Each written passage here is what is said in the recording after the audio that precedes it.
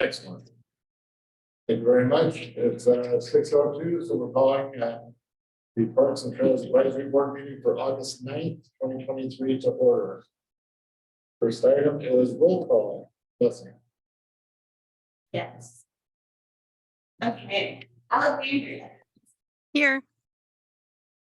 Brian, Present. David.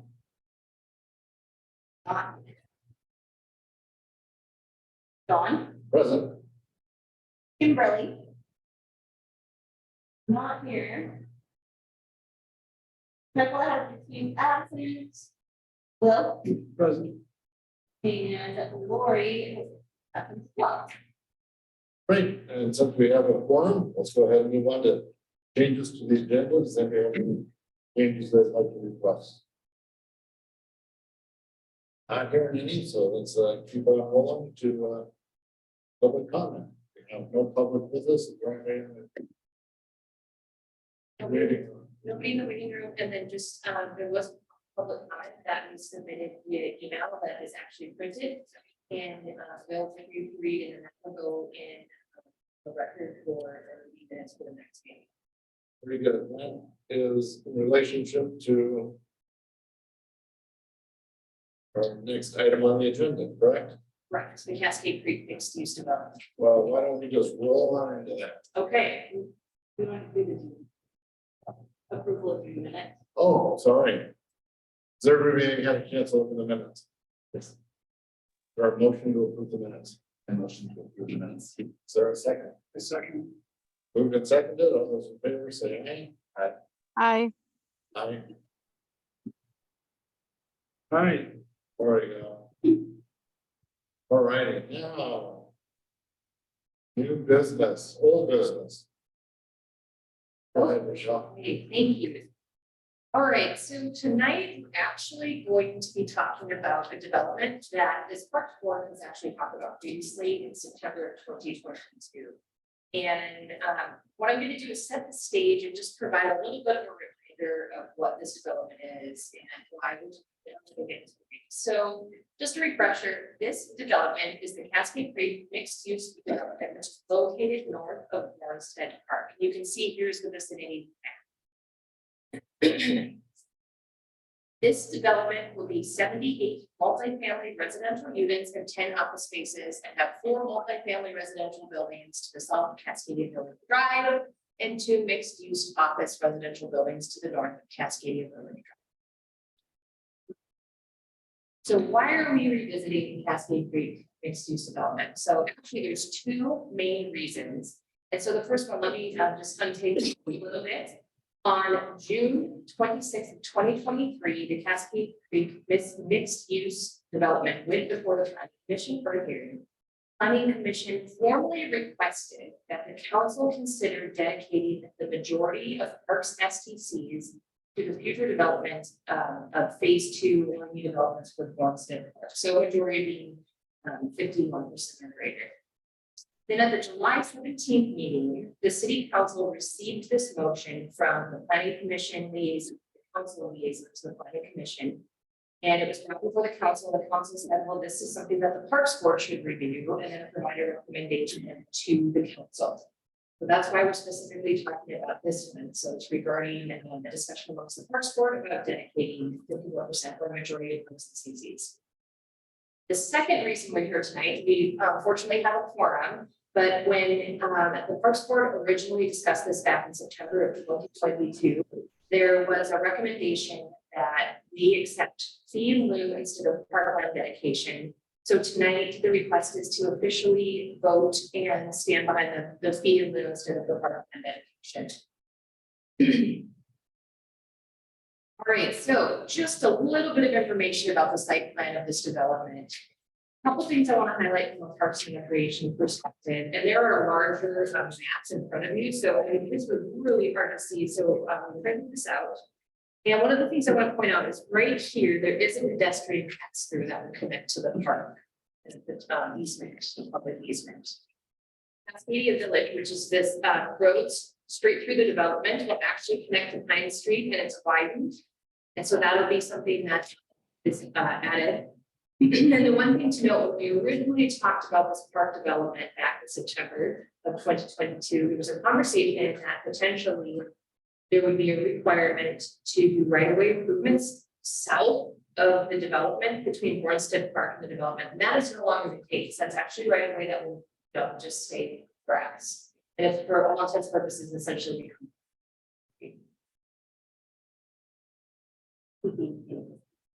Oh, great, thank you.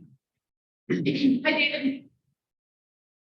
Okay, so one of the other things that planning has requested from the developer is that there's a modification to the southwest side where that corner meets the park.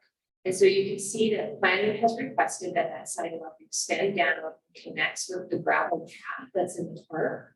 And then there's also an extension to add asphalt for a turnaround at that section. So that's great because we've had some accessibility access challenges, and this will help alleviate some of those challenges. So good request. The other thing I want to do is remind folks of the Bornstead Park Master Plan, which was created in 2011. It's been a while since we've discussed this. I don't recall what this group has ever discussed it. Maybe it came up with the Parks and Village Master Plan. Okay.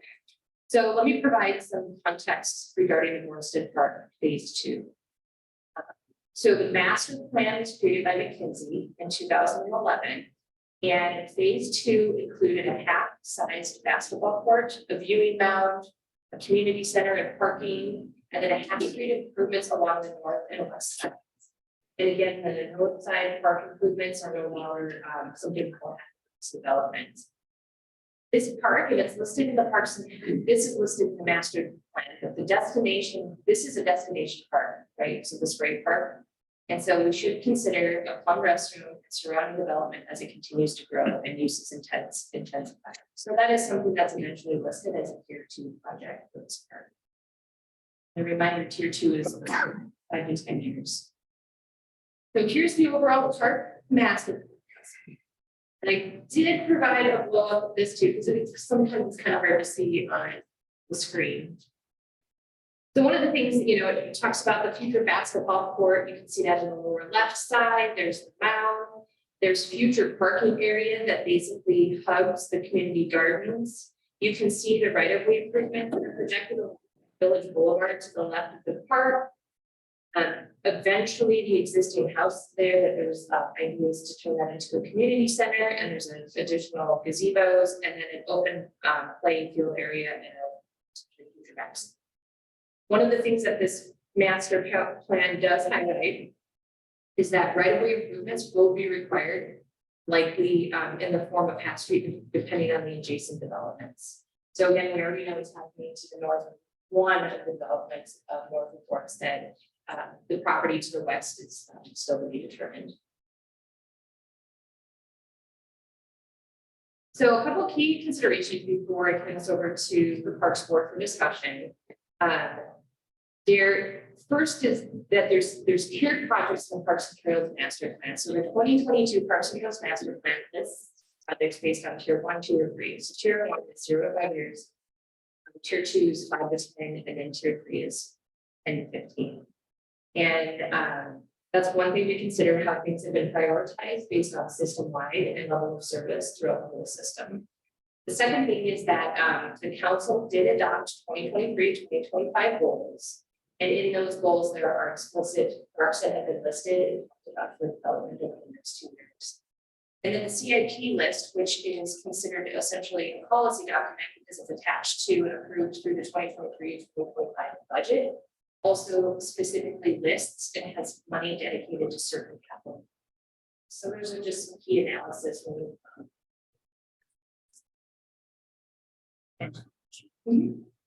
On those council goals, was this part of I'm sorry, what was it, it's you listed council goals, your second bullet, was this part of the council? Yeah, so here's a slide actually that lists the council goals. And it lists the design and construction of the community campus park. And then I highlighted because this one specifically calls out one of the personal master plan for future improvements, and that's Deer Point Park. It does not specifically ban Homestead Park. That was the question. So, It does not, thank you. I'm just going back a slide, so this is directly out of the Parks and Trails master plan. You can see here that Deer Point Park is a tier 1, and then a tier 2, you have Homestead phase 2. And just a reminder about what the tiers mean as far as tiers. And to the right of those, the little tiny numbers that I can't quite read from there. What do we have next to? Park. Deer Point Park, we have 1.4 million approximately. So that's cash in hand. Available for 23 through next 5 years, so theoretically. We begin construction on that, correct? Absolutely, yep, and that's actually something that I'll talk about here in my last slide. So we have a Parks Capital Project Fund. This is directly out of the adopted 2023-2025 budget. And our capital outlay, and again, this is super small, but the bottom dot here, it says that we have $1.5 million dedicated to Deer Point from our SDCs that's been allocated in the 2025 budget. Any other questions on that? We don't have a master plan for Deer Point at this point, do we? There is I know there's a sketch. In the Parks and Trails master plan, but that's not really. That was not a public process master plan. My understanding is there was some community input, however, when we re-engage the community with that, we will solicit additional. And then do very similarly to what we did with the community campus and take the concept and refine it. So that'd be our starting.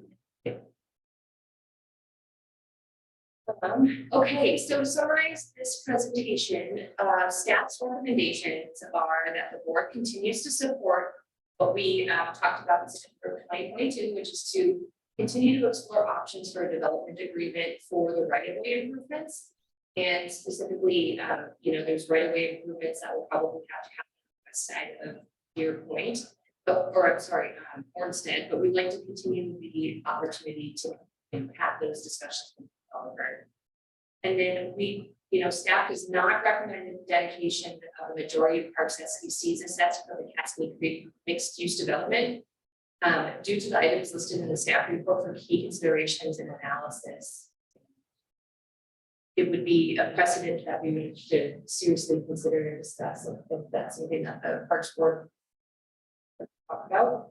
And then, so just before I hand it back over to Mr. Robertson for discussion, there are 2 actions tonight, just so we make sure that we check the boxes here with the quorum.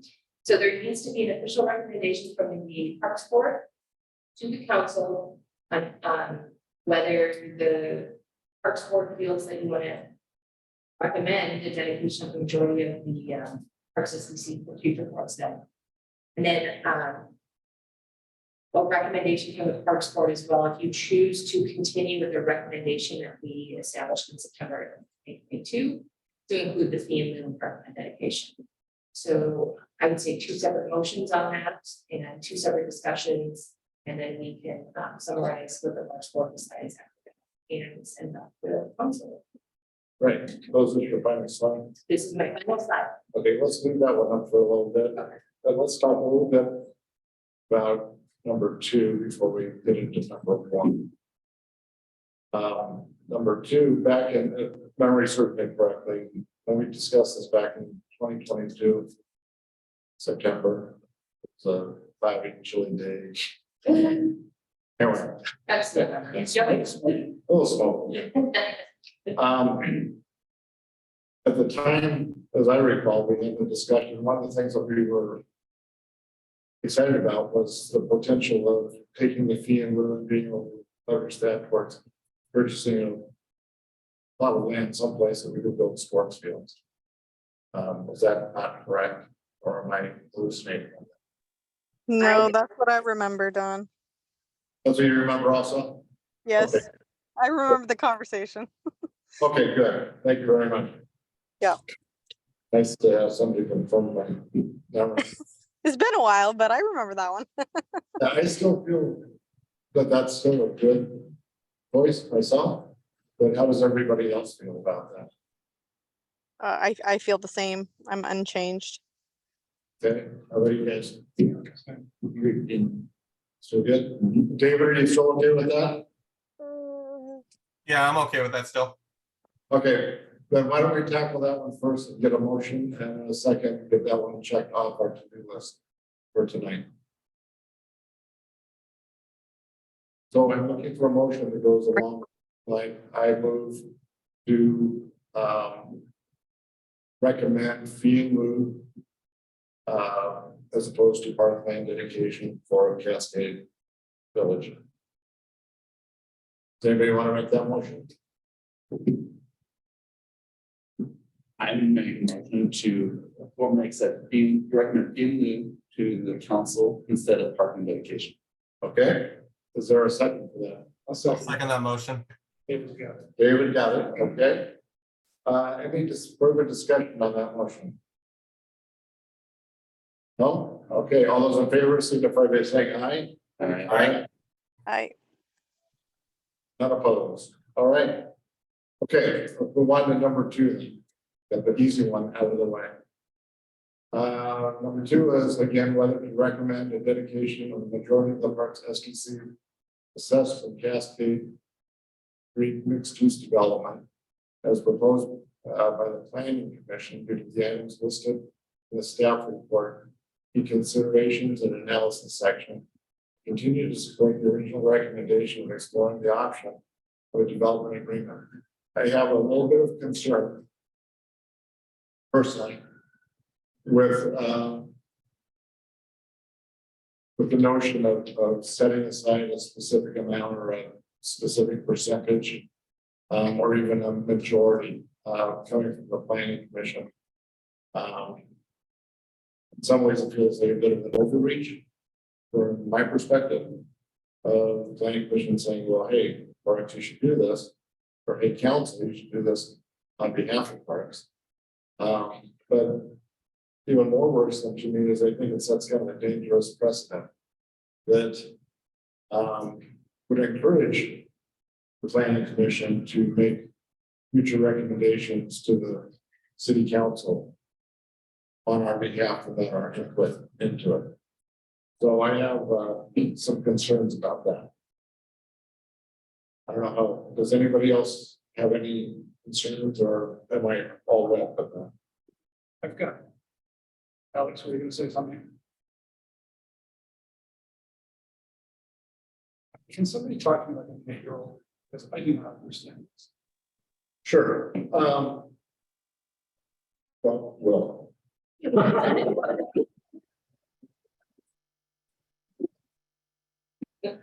What the planning commission did was they heard the presentation. And they were concerned about all this development and its future impacts on Homestead Park. And I think to soften the blow to some of the neighbors around Homestead Park and their concerns about having all these apartments going in. But they wanted to kind of sweeten the pot for those folks. So they wanted to say, well, if the majority, and it's a sizable number, 500,000, Yes. give or take.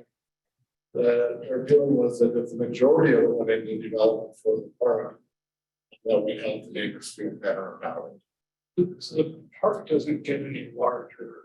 Because there's some right of ways, whatever, but the park basically doesn't get any larger. It just goes to a tier 2 project. It's put forward. Well, and there's the other rub to it too, is that it implies that we would bump any improvements out into Warstead Park further up the list from a tier 2 to a tier 1. Okay, so I understood that part. So that the problem I have with that part is it's almost tying specific SDC and specific violations. Yes, That seems to take the whole master planning process and say it's. Okay, yes, so yeah, I got it. Thanks for explaining. no problem. Explaining Thanks, everyone, for doing that. it. Okay. Alex, your thoughts? Oh, I had the same thoughts. I was a little confused about this, but I think I'm good. Okay, how about you, David, do you have any thoughts?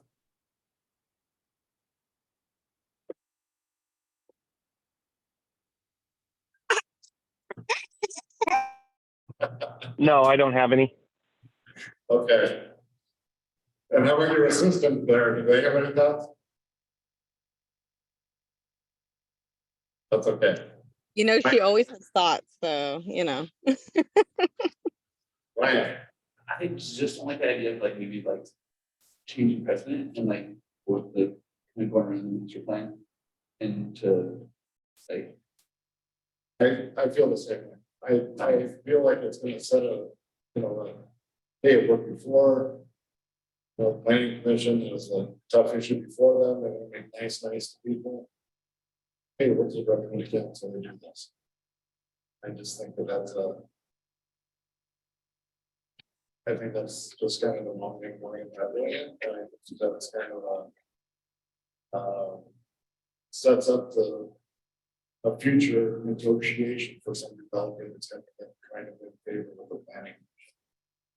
Hey, how about we dedicate part of our SDCs or all of our SDCs, this project that maybe you guys want or something like that. I just think that it's gonna create more issues than work on that. With all that said, though, I do believe that it would behoove us to allow staff to explore the development agreement. And the way a development agreement works is that staff would contact the developers through the city and look at partnerships that we may be able to benefit both from. You know, they're gonna be required to do half street improvements, actually, probably closer to 3/4 street improvements on Village Boulevard, and at least a new street at Pine Street and Cascade Village Drive, and a whole lot of parking. So they will have equipment out there, they'll have everything to build roads. At some point, we're gonna be responsible for building our road on the west side of the park. So maybe there's a possibility of working with them. That's already mobilized. If we were able to point a few bucks, get that done at a much cheaper price now than in 5 years from now. I think would probably be, Yeah, with what money? with what money? I'm sorry, I'll mute. I didn't realize I thought I was, No, you're fine. You're fine. That we, on something like that, because it would be our choice, we could use some of the systems development charges possibly from this development. We're already setting aside about $500,000 and fee in lieu to purchase additional properties. The SDCs, if I remember correctly, come to around 700,000, The STC calculation was 514,000. 514,000. Okay, so I overestimated. If there's some way that we can leverage some of that to extend, and you know, I'm just kind of thinking out loud, extend Village through there, that might be a good deal for us. Another option is they will be buying a number of pieces of equipment. Maybe there's an opportunity to work with them to purchase small children's playground equipment to put in the Warmstead Park. Right now we have a playground that's designed for older kids. We have nothing that's designed for toddlers out there. We have a great big giant loop in that playground footprint with nothing in it. And so maybe there'd be another opportunity that we could tie into. So I would support having those ongoing conversations with the developer. And even if there isn't anything that we can come out of it, it would behoove us to be in contact so that we can make sure that everything that they're doing does line up. I do want to point out that on the existing part of Village, there is no parking. And so if we're relying on that turnaround as an ADA access, there won't be any parking. So basically they would pull out, drop off their person and have to drive around and find parking someplace else. So I don't believe that satisfies the ADA requirements. One of my concerns, as much as I love Homestead Park, one of the things that's really lacking in there is accessible entrance into Homestead Park. Right now, the only accessible way into the park for a wheelchair would be off of Pine Street. So there's some way we can rectify that situation. I think that that's something that would behoove us. And, you know, again, that might be another opportunity on the public access that we're proposing. Do we know if that's going to be what the surface is going to be on? I'm assuming concrete On the road, on the on the public access easement that's coming into the park. pedestrian path. Yeah, Yeah, I can't confidently answer concrete, but that's the same markings with the sidewalks and the things that are surrounding the development, but I didn't confirm that for you, Don. I think that'd be good. And if not, I think that would be another avenue that we would want staff to kind of talk to the developers. Does anything I said make any sense to anybody or again, this crazy? Not since I'm crazy, but he knows better. I don't know, I thought the whole. Upgrade and whole construction. It's not. That's good. Wait, just without some static, it's already not. That's straightforward. Yeah, it would be complicated. And I'm not saying that we would be successful in doing that. Saying that I think it would behoove us to allow staff that. I were an advisory group, so, you know, staff can do it on their own, but, I just think that it would be a logical thing to have a discussion of, you know. Any way that we can leverage something from them would be a good thing.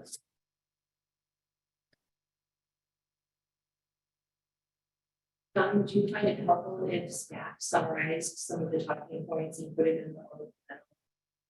If that's the ultimate motion and decision to the chairman, chair for review. Yes, but we wouldn't be able to vote on anything tonight then. We could vote and draft on it, Yeah, and capturing. but I can want to bring them back to the whole group before we send it. David, what are your thoughts?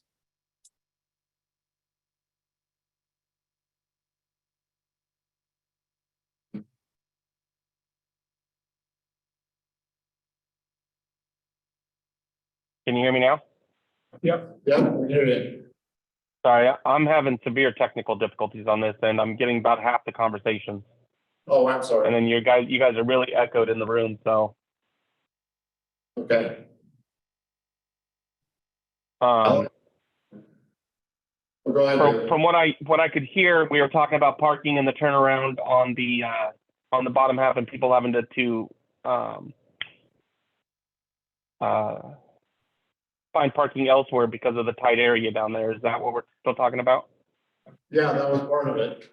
And I think that. All right, what was the other part? The other part was being able to talk to the developer and seeing if we can get anything else from them.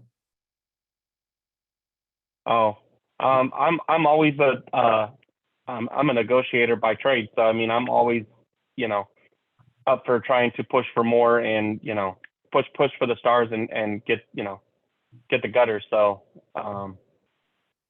I would agree to, you know, talk to the developer and see if we can't get something more, you know, get more blood out of the turnip.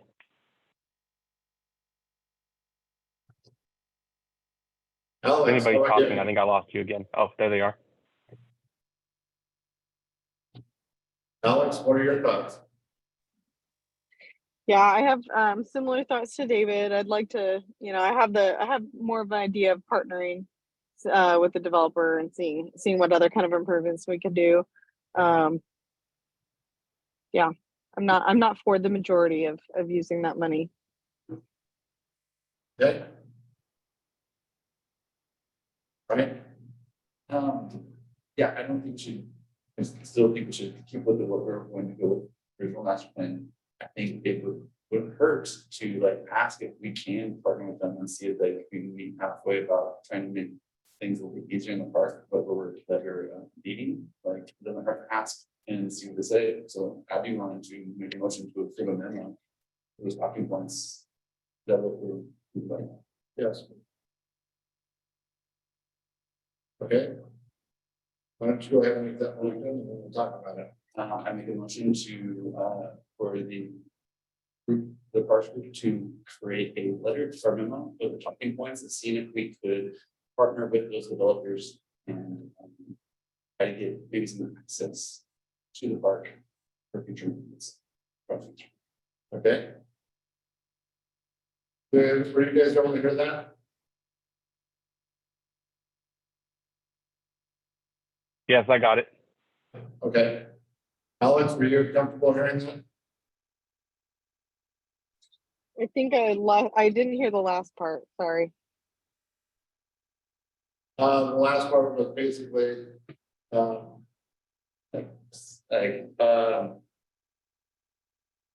we make that we authorize them to do like, or we suggest that they create a memo to give the developers like suggestions of work partnering with them to make improvements to the park. To like decrease our potential future costs. right? So basically, authorizing us to send a memo, inviting them to stand and talk to us. Yeah. Excuse me, I'm just trying to listen in and I, like David and Alex, can't understand but about every third, fourth word. And I just asked a question of clarification on the chat box to just, you know, clarify what's being proposed, since I honestly really couldn't understand most of what was being said. Can you read the question there, somebody, and just let us, just clarify that for us? Did you write down the question? It's The on motion. the screen. Oh, the motion is on the screen right The now. question. Good questions. But I think we're not answering the question, we're just making a recommendation of doing a memo. Partnering, we're not actually voting on that, correct? Because That's a question that Kathleen Walker has. Okay. Just a minute, Kathleen, we'll get back to you. We're here is citizen Kathleen tonight. I'm Councilor Kathleen. So I'll call on you to speak in just a couple of minutes, okay? Okay. So the question is she, okay, we'll get into that question. Just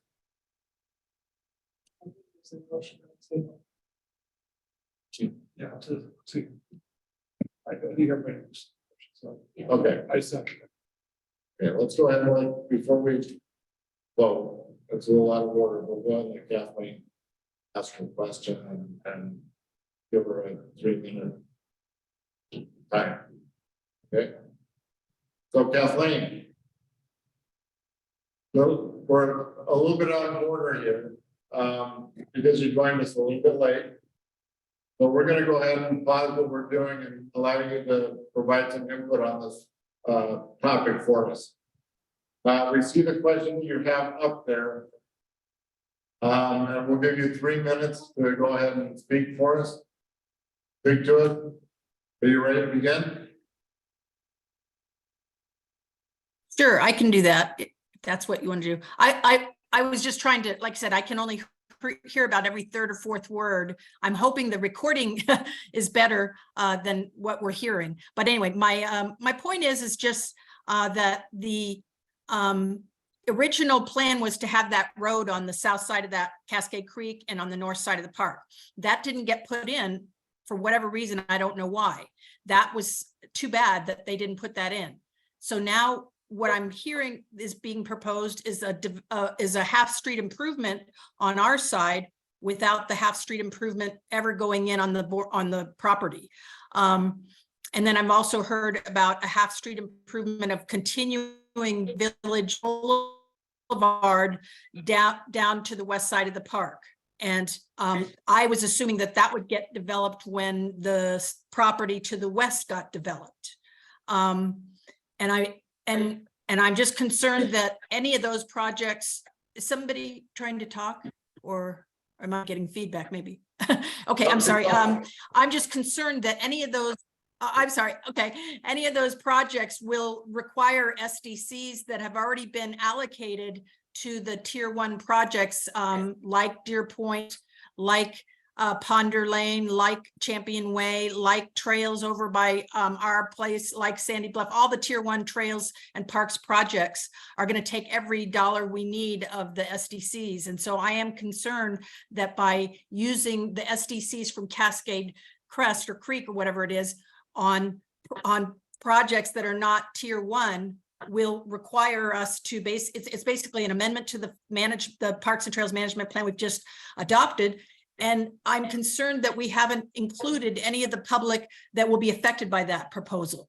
And so I think it really does behoove us to reach out to the affected losers in that game before we start spending more money on Bornstead Phase 2. I mean, there's maybe a little bit of room there to kind of, do an access path or something like that. But I am concerned about the amount of money half street improvements cost, and that can then and those basically adversely affecting the ability to do the projects that we wanted to do in tier 1, because we went through a long public involvement process to narrow down that list, and every dollar counts. We're probably don't even have enough, the costs have probably even gone up since then. So that's my concern. I'm just, wanting to have public involvement on it. I think it's an amendment to our Parks Master Plan, and I want to involve the other communities, neighborhoods that are affected by this decision. I get it that Bornstead folks are winners and all that, but it's just, really shaking up the plan that we made. So that's all I have to say. And I really can't, I didn't hear, I mean, I've been listening for a while, but I couldn't understand what you were saying. And that's why I asked that question, just to get clarification of how much SDCs we're talking about putting towards this.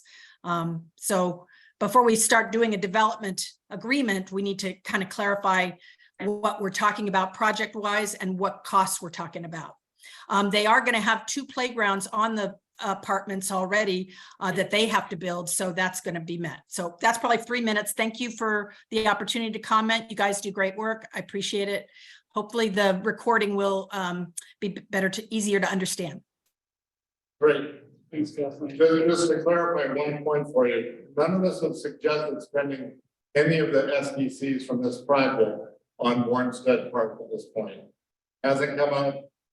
At this point, we've all kind of agreed not to, although that hasn't been put in any kind of a motion or anything.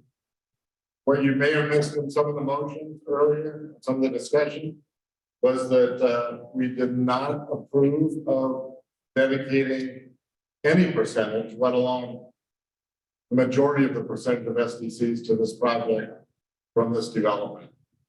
So I think that should put a lot of minds at ease. We also reaffirmed that we're moving forward with other projects in tier 1 as quickly as we can get to them.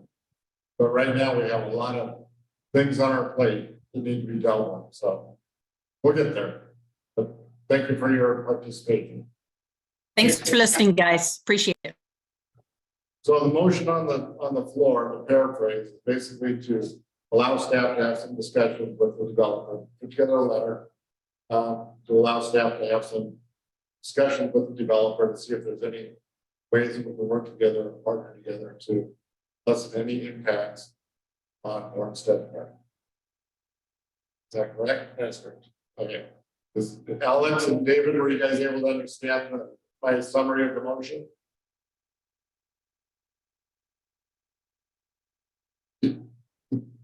I'm sorry, say that again.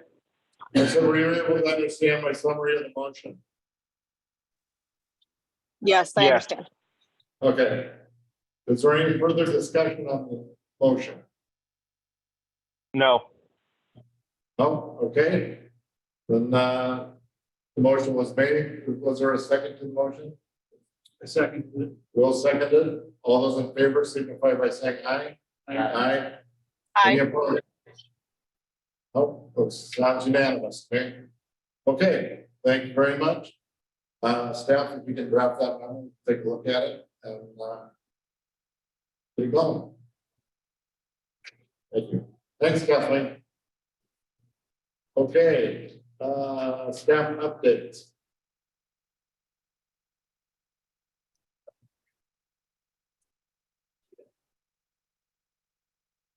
I don't have a whole lot to update on, but very exciting news. We have been able to order a tractor mower from the department, which will have a 95-inch cutting surface, so it'll reduce the time that we have to mow. And it will have a dual set of wheels, so it'll be able to go into wet landscapes. So we'll be able to get in earlier in the season, start doing maintenance. And it will also have a landscape rake and a snow plow to help in fall and winter maintenance of parks. Excellent. And phase 2 of the mining electrical upgrades are underway. We made some caution tape up there this week. We've begun the preparation for the electrical outlets to be added for winter mist. We have a tentative schedule to start construction on our trails that should be coming off the backside of the community campus down the Sandy River Trail. Light construction will begin August 21st. And on August 30th, the bridge is getting delivered. Be installed down there. And this Friday, I have a pre-construction meeting with the trail builder and the camp so we can really start moving forward on that. And now my team is just out there working really hard to keep everything clean, safe, and beautiful. Excellent. A quick question. I was able to go see the Fleetwood Mac cover band. It was a wonderful time. I noticed that we had a lot of riprap down on the stream area, just to the east of the stage. Was that meant to armor that bank a little bit to reduce the erosion? Boulders, rocks? Yes, Okay, yes. I would suggest we really keep an eye on that. Sometimes when you do that, you push the erosion one way or the other. So just keep an eye on that. I heard riff raff. River wrap is what I was trying to say. Any other comments? Good job. Good job. All right, I'm going to talk about recreation first and then we'll move on to senior services.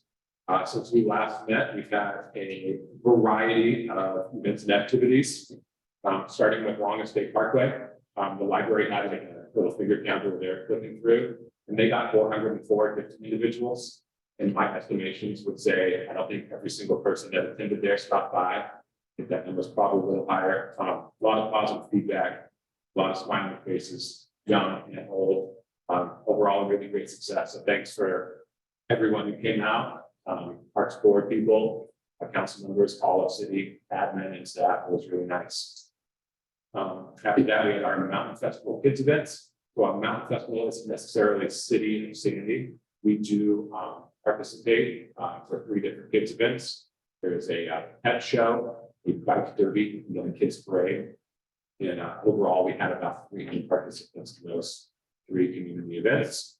And then our concert, what we were just talking about, we've had 2. Our 3rd one is happening now. If this meeting is adjourned before 8, I think I'm gonna stop by and catch the last of this 80s band. Our concert's been averaging about 200 people per show, which is a little on the downside from last year.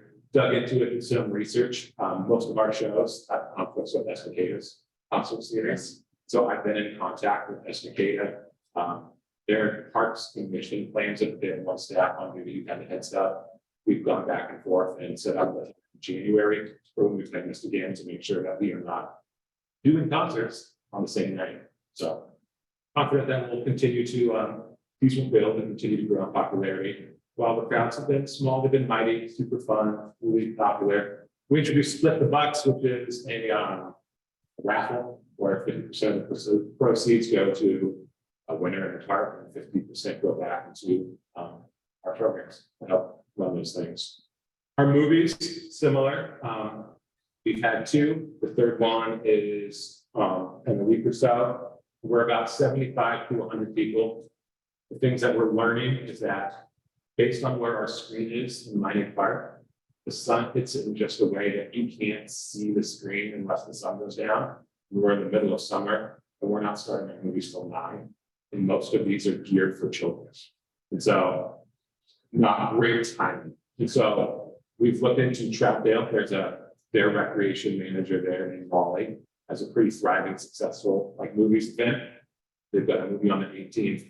One of our coordinators is gonna go check it out, talk to them. They have an LED screen that they can see during the daytime.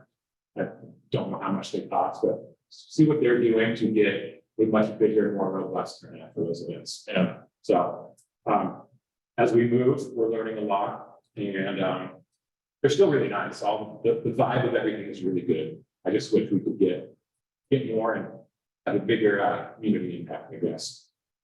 Our recreation guide for the, fall and winter is on the second day, so we have our first draft that's gonna be back to us, editing it. We should have that out well before the start of school, kids to sign up for classes in the fall. And then it's wild to think about when we are in deep meetings planning Winterfest and our Mountain Storm League basketball league, which both of those are in the winter, like December and January. So lots of good meetings about that. That's where we're at for the rec side. For senior services, our trips and activities are becoming super popular. I remember thinking about it last summer when I was really new. We get like 3 people signing up for our events and we're like, man, I just wish we could get more people. How do we do it? It's like stay the course, advertise, keep on doing good work, and it's going to slowly build on itself. This month, all of our trips, and there's 8 of them, were sold out for we opened registration first. So now we have like the opposite, where we're telling too many people, sorry, we're sold out. So it's kind of nice to take a step back and see that progression. Have a big robust. Very good investment. I know that we've talked about it in some aspects, but a lot of our revenues that we get is through state and federal grants. That is done in conjunction with our county, who's kind of like our grant managers in that new contract.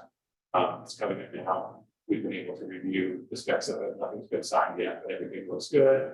We're still getting reimbursed for all the same services that we offered in the past.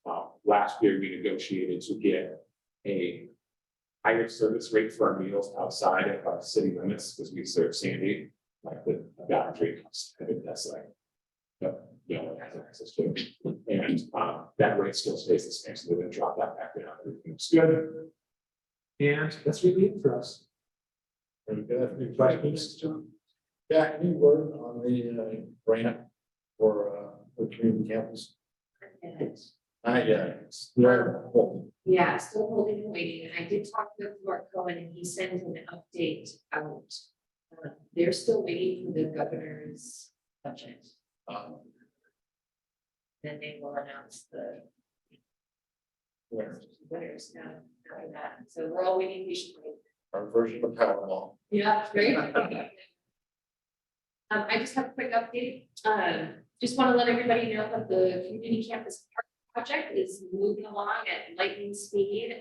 They did award a contract for the construction of the action sport elements to American Range Company, and action sport elements being the skate park contract with Jump Line. And so that's great. We've got a award. We'll start land use in September. And and we're still on schedule right now. Not to go this amount with, but to do the invitation to bid for general contractor in October. So part of what will be coming back to this group in the near future is John is our fearless leader for park naming process. So you'll start to see advertisements for we'll do online surveys to solicit ideas for the park naming, and we encourage anybody in the community that has a good idea about it, please submit a name, and then the Parks Board will get to review.